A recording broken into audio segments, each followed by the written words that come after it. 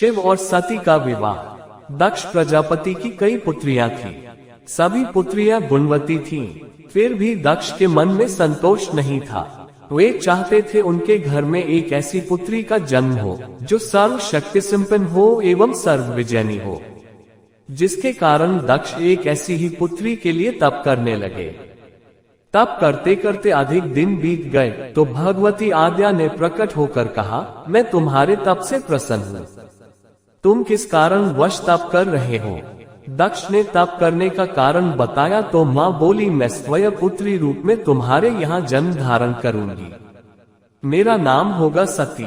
मैं सती के रूप में जन्म लेकर अपनी लीलाओं का विस्तार करूंगी। फलतः भगवती आद्या ने सती रूप में दक्ष के यहाँ जन्म लिया। सती दक्ष की सभी पुत्रियों में सबसे अलौकिक थी। सती ने बाल्य अवस्था में ही कई ऐसे अलौकिक आश्चर्य चलित करने वाले कार्य कर दिखाए थे, जिन्हें देखकर स्वयं दक्ष को भी विस्मयता होती रहती थी। जब सती विवाह योग्य हो गई तो दक्ष को उनके लिए वर की चिंता होने लगी। उन्होंने ब्रह्मा जी से इस विषय में परामर्श किया। ब्रह्मा जी ने कहा, सती आद्या का अवतार है। आद्या आदि शक्ति और शिव आदि पुरुष है। अतः सती के विवाह के लिए शिव ही योग्य और उचित वर है। दक्ष ने ब्रह्मा जी की बात मानकर सती का विवाह भगवान शिव के साथ कर दिया।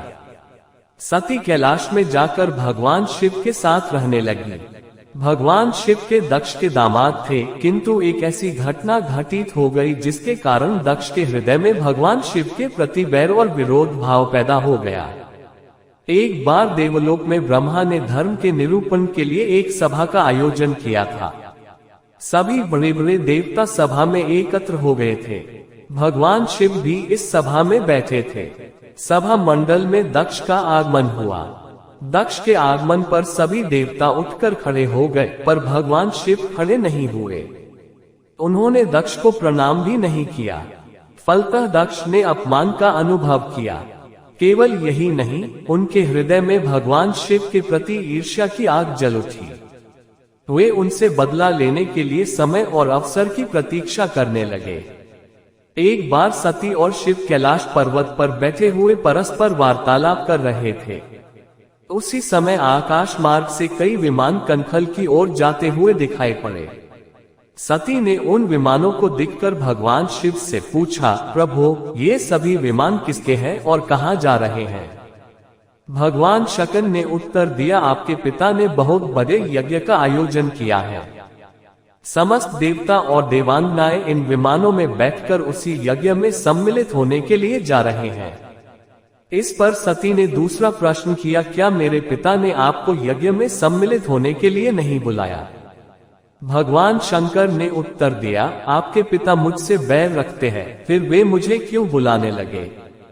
सती मन ही मन सोचने लगी, फिर बोली, यज्ञ के इस अवसर पर अवश्य मेरी सभी बहनें आएंगी। उनसे मिले हुए बहुत दिन हो गए। यदि आपकी अनुमति हो तो मैं भी अपने पिता के घर जाना चाहती हूँ।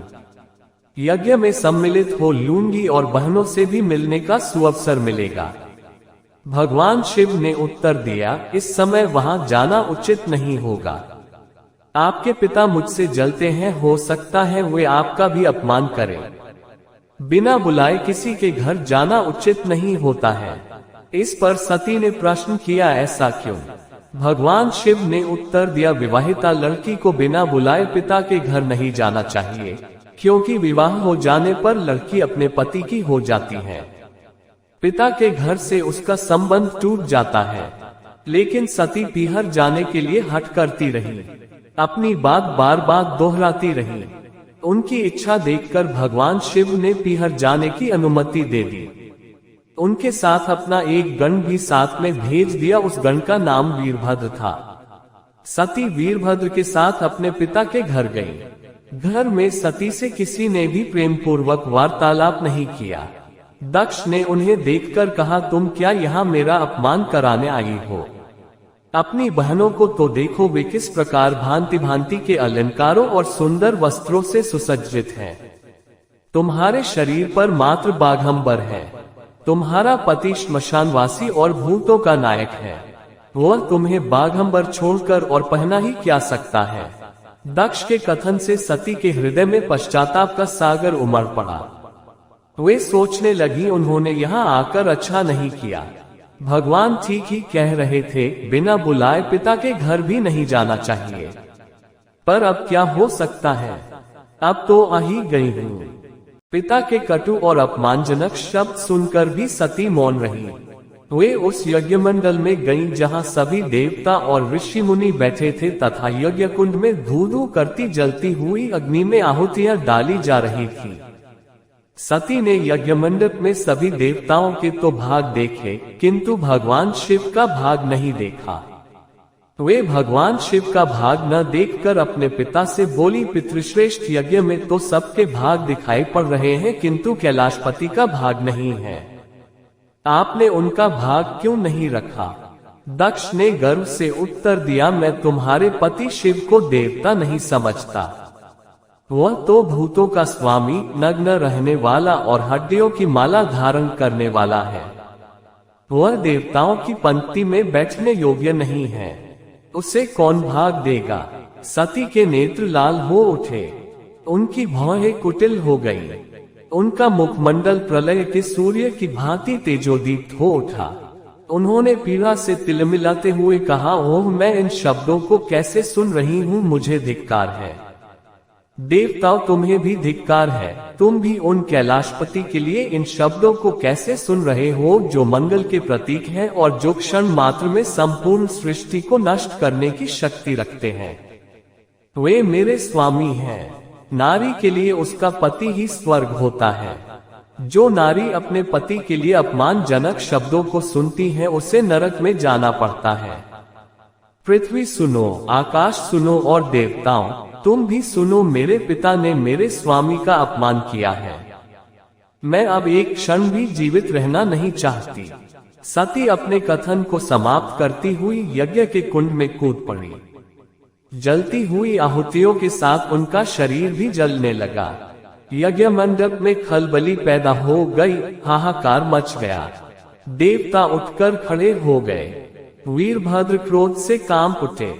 वे उछल उछल कर यज्ञ का विध्वंस करने लगे।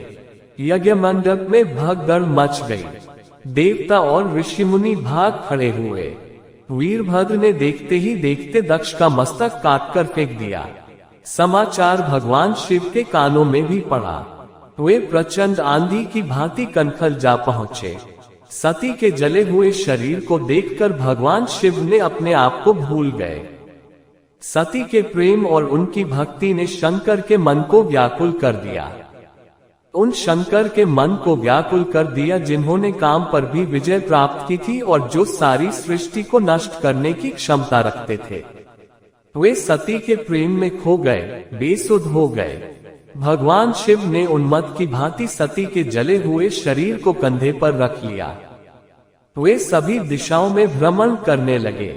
शिव और सती के इस अलौकिक प्रेम को देखकर पृथ्वी रुक गई, हवा रुक गई, जल का प्रवाह ठहर गया और रुक गई देवताओं की सांसें।